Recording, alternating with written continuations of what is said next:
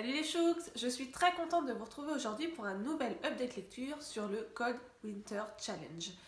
En effet, j'ai à nouveau comptabilisé 6 lectures, enfin plutôt 5 puisque la dernière c'est une toute petite lecture qui n'a pas vraiment de rapport avec des lectures hivernales mais qui me permettait de finir juste l'année à 70 livres. Donc je l'ai rajouté à cette vidéo. Donc on commence tout de suite et je vous présente ces 6 lectures. La première lecture, je vous en avais déjà parlé dans une vidéo précédente, c'est La véritable histoire de Noël de Marco Leno, publié chez Michel Lafon-Poche, que j'ai lu à la manière d'un calendrier de l'Avent, donc à savoir un chapitre par jour, puisqu'il il a été écrit pile poil en 24 chapitres et il le propose d'ailleurs dès le début de le lire à la manière d'un calendrier de l'Avent, ce que j'ai fait cette année. Pour vous parler un petit peu de l'histoire, on va suivre Nicolas qui vit avec ses parents sur une île et avec sa petite sœur Ada. Mais malheureusement, un jour, il va se retrouver orphelin puisqu'il va arriver malheur à sa famille et il va être recueilli par les habitants du village d'à côté. Sauf que ce village est extrêmement pauvre et qu'ils n'ont pas de quoi nourrir une bouche de plus. Donc il décide qu'à chaque Noël, Nicolas ira dans une autre famille. Donc il va passer un an avec une famille, puis l'année d'après, il ira dans une autre famille. Et forcément, il est extrêmement triste, il ne veut s'attacher à plus personne. Et il va continuer néanmoins sa passion qui est de fabriquer des jouets en bois. J'ai vraiment adoré cette histoire qui mêle, on est à la fois dans un conte et dans une légende, on fait clairement un retour en enfance et voilà, c'est juste une superbe histoire de l'Avent, évidemment à lire avant Noël. Après Noël ça n'a plus de charme et par contre après moi le fait de lire un chapitre par jour ne m'a pas vraiment convenu puisque finalement on reste tout le mois de décembre quasiment dessus. Et j'ai trouvé que les chapitres n'étaient pas forcément bien coupés. Il y en avait qui faisaient par exemple 8 pages, il y en avait qui faisaient 30 pages. Et du coup, c'était pas évident. J'ai quand même réussi à m'y faire et à vraiment jouer le jeu et lire vraiment un chapitre par jour. Mais après, c'est un format qui ne m'a pas vraiment plu. Il y avait des moments, j'avais du mal à reprendre la lecture. Et il y avait des moments, j'étais très frustrée de m'arrêter à ce chapitre. Donc c'est pas, voilà, c'est l'histoire, j'ai vraiment aimé, c'est la manière dont je l'ai lu qui ne m'a pas convenu, tout simplement. Donc après, à savoir si vous, ça vous convient. Moi, ça ne m'a pas convenu, tout simplement parce que j'aime pas rester 3 semaines sur une même lecture et du coup, j'avais tout de suite envie d'aller au bout. Mais voilà, une belle expérience jeunesse avec ce livre qui est à lire juste avant la période de Noël. J'ai ensuite lu le 3e tome d'Agatha Raisin, écrit par MC Beaton, publié chez Albin Michel, qui est Pas de peau pour la jardinière. Je vous le mets là puisque je viens de le prêter à ma maman, donc je ne l'ai plus dans les mains. Où bien sûr on va suivre à nouveau une enquête d'Agatha Raisin accompagnée de son voisin James Lacey, pour qui elle est toujours en pince, secrètement plus ou moins. Et évidemment, cette enquête va tourner autour du jardinage. J'ai eu une petite déception sur ce tome.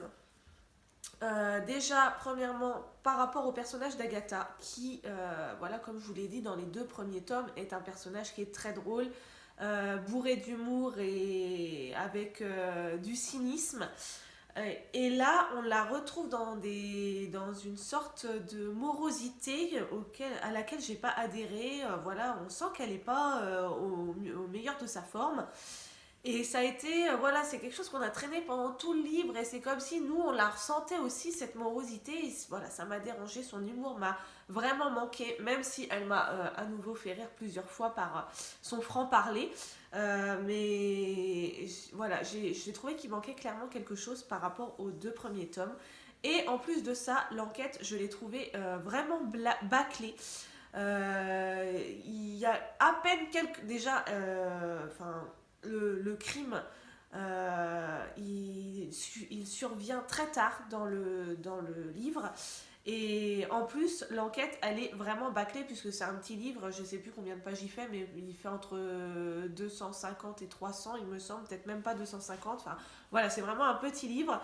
Et L'enquête arrive très tard et du coup, ce qui fait que voilà, il se passe pas grand chose. Il y a quelques interrogatoires et puis bim, le coupable tombe comme un cheveu sur la soupe. J'ai trouvé que ça manquait vraiment de profondeur et que voilà, c'était un peu facile. Donc c'est vraiment ce qui m'a dérangé dans ce tome-là.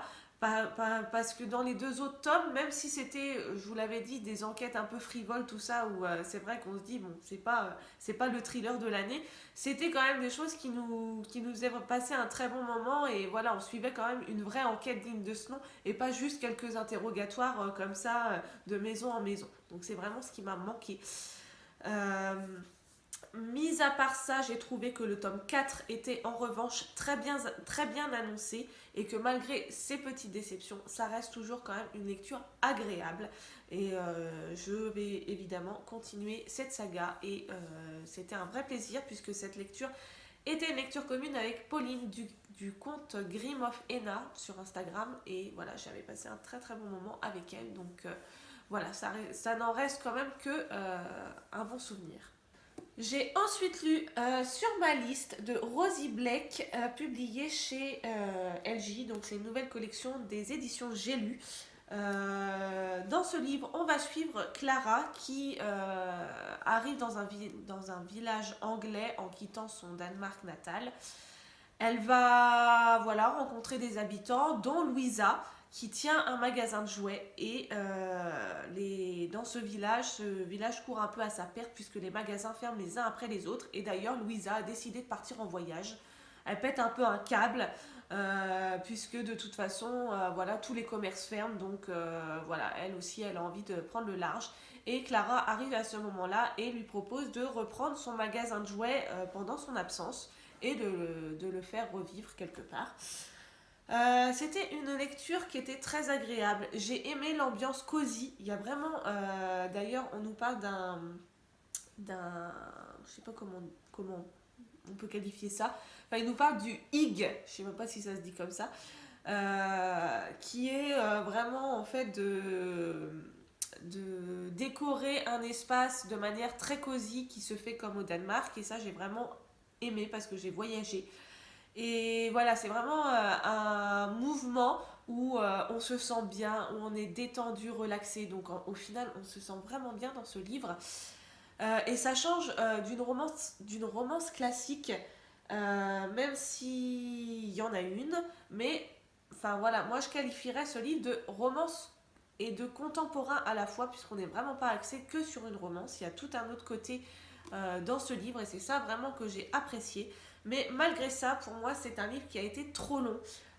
Il fait un peu plus de 300 pages, mais voilà, il y a des longueurs. Et le manque de surprise fait que, évidemment, la fin, on la voit arriver à 3000 km. Donc, c'est une lecture sympa, mais après, voilà, ça ne sera pas un coup de cœur.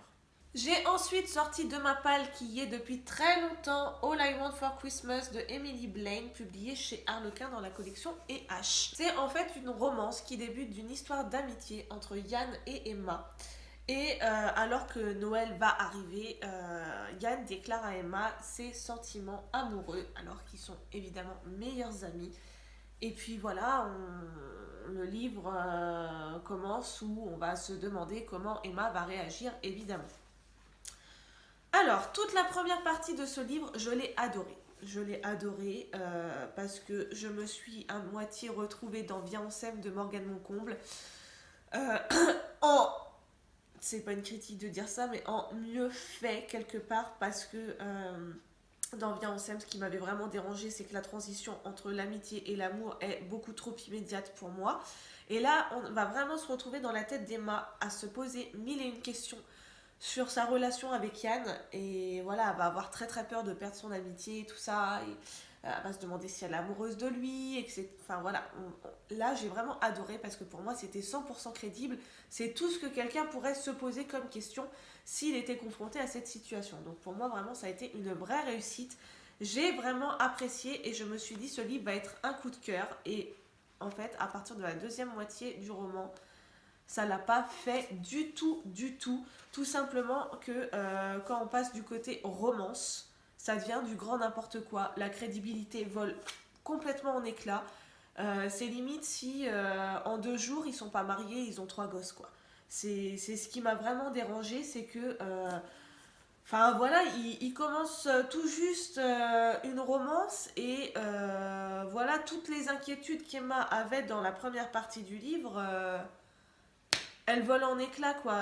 Une page elle doute, l'autre page elle accepte. Enfin pour moi ça devient du grand n'importe quoi à tel point que j'ai failli abandonner ce roman. Je crois que c'est la première fois qu'un roman me fait le coup où j'adore vraiment la première partie, où vraiment je me dis ça va être un coup de cœur, j'ai pas envie de le lire trop vite et tout ça, et que la deuxième partie elle me dégoûte quoi. C'est franchement je crois que c'est la première fois et j'ai été très déçue de ce livre où enfin voilà c'est pire que un roman à l'eau de rose pour moi.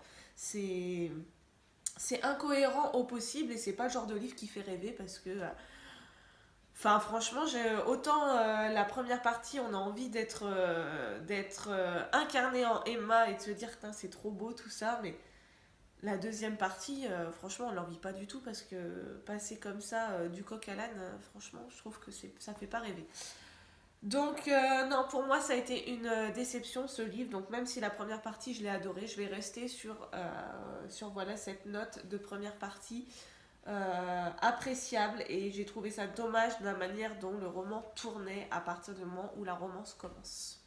J'ai ensuite lu un roman jeunesse qui est L'étrange hôtel de Secrets Hill de Kate Milford, publié chez Rajo. Et ce livre, je l'avais acheté à Montreuil 2017. Donc je suis très contente de l'avoir sorti aussi de ma palle, puisque ça faisait 1 an qu'il y était. Et comme je ne l'avais pas lu à l'hiver dernier, je voulais absolument le lire maintenant, surtout que j'avais vu qu'il y avait une suite qui avait été écrite.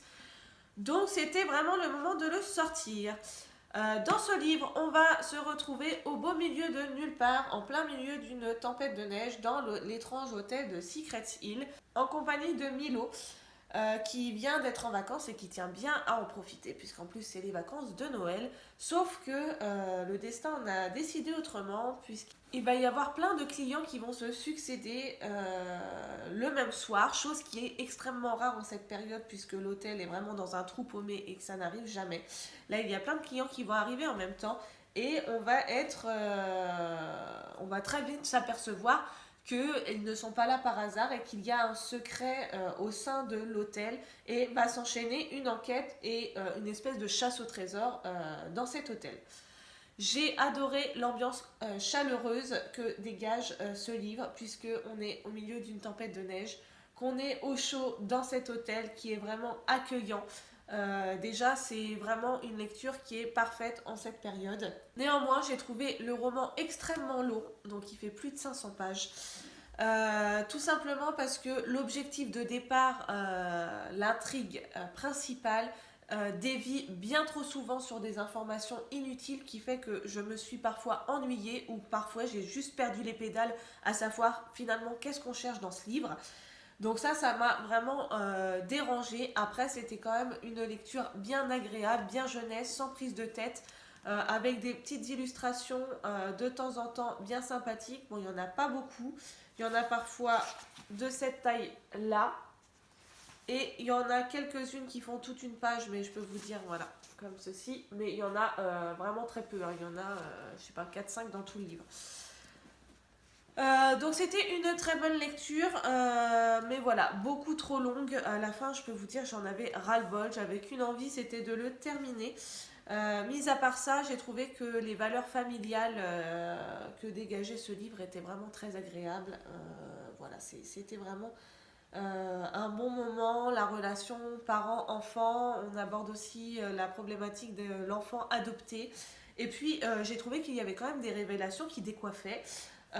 Pour un livre jeunesse auquel je ne m'attendais pas, donc ça je tiens quand même à le saluer. C'était voilà, des très bonnes surprises. Sur la fin, je n'attendais plus rien de spécial, et c'est vrai qu'il y a une de ces révélations qui tombe et que je n'ai pas vu venir. Et du coup, ça, c'est vrai que ça m'a remonté dans l'envie de terminer ce roman. Après, ce roman, ça n'a fait que ça, c'est-à-dire qu'il y a des moments où j'étais dans l'enquête, c'était super bien, puis il y a des moments où on tombait sur une espèce de longueur ou dans quelque chose qui n'avait rien à voir, et du coup, voilà, c'était longuet. Mais voilà, dès qu'on retombait sur vraiment nos pieds et qu'on allait en savoir plus, c'était vraiment une lecture agréable. Je pense que tout simplement, si ce livre faisait 100 pages de moins, il aurait été bien plus intéressant. Après, le tome 2, je ne l'achèterai pas pour l'instant. Après, je ne ferme pas la porte. Peut-être que l'année prochaine, j'aurai envie de poursuivre cette saga. Et puis de redécouvrir peut-être une autre enquête. Je n'ai pas du tout regardé de quoi il parlait, donc voilà pour celui-là. Et enfin, comme je venais de finir L'étrange hôtel de Secret Hill, je sais plus, le 29 décembre, et que je voulais vraiment commencer le 1er janvier avec un nouveau livre, j'ai terminé le mois, l'année, avec le 6e tome d'International Guy à Montréal de Audrey Carlan, publié chez Hugo Roman. Donc ça, c'est le tome de novembre, il me semble. Je ne suis pas en avance, mais je pense que j'avais besoin de faire une petite pause dans cette saga. Donc là, on va retrouver le trio d'International Guy avec un Parker complètement dévasté par les dernières révélations du tome 5. Je ne peux pas vous en dire plus pour ne pas vous spoiler. Mais c'est vrai qu'on se retrouve avec ces états d'âme alors que voilà, il doit faire face à une nouvelle mission à Montréal dans laquelle il va devoir trouver la personne qui fait fuiter des informations sur une entreprise et qui du coup régale les concurrents. Mon avis sur ce livre, alors déjà, quand j'ai su de quoi allait parler la mission, je me suis dit, oh là là, ça ressemble atrocement au tome 5, donc quand même le tome juste avant. Mais finalement, elle est amenée de manière totalement différente, ce qui fait que je n'ai pas trouvé ça redondant. Après, ce qui m'a profondément gonflé, c'est les états d'âme de Parker. Parce que dans tout le livre, il est pas bien, dans tout le livre, il ressasse, dans tout le livre, il geint. On sait pourquoi, on le comprend évidemment. Le souci que j'ai avec ça, c'est que nous, on connaît la vérité. Ce qui fait que, on a envie de lui dire, c'est bon quoi, arrête là, tu nous gonfles. À le répéter à toutes les pages, dès qu'il y a quelqu'un qui parle, il me dit oui, ça me fait penser à ci, ça me fait penser à ça. Et franchement, au bout d'un moment, c'est gonflant parce que nous, on connaît la vérité et c'est ça qui est gonflant, quoi.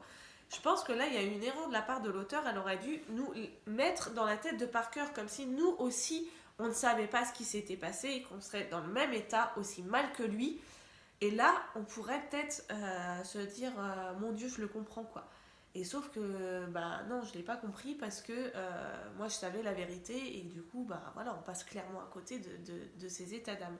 J'ai trouvé ça dommage. Après, j'ai trouvé que c'était un excellent tome, quand même, à noter. Puisque déjà, dans cette mission à Montréal, on a toute l'équipe d'International Guy, donc le trio, et Wendy, la secrétaire, et on va savoir plein de choses sur elle. Et il va se passer un truc de dingo dans les dernières pages qui m'a sorti vraiment de ma zone de confort, puisque c'est le genre de lecture qu'on lit d'un œil sans être très concentré. Voilà, c'est sympathique, mais bon, il n'y a jamais des trucs de ouf qui se passent.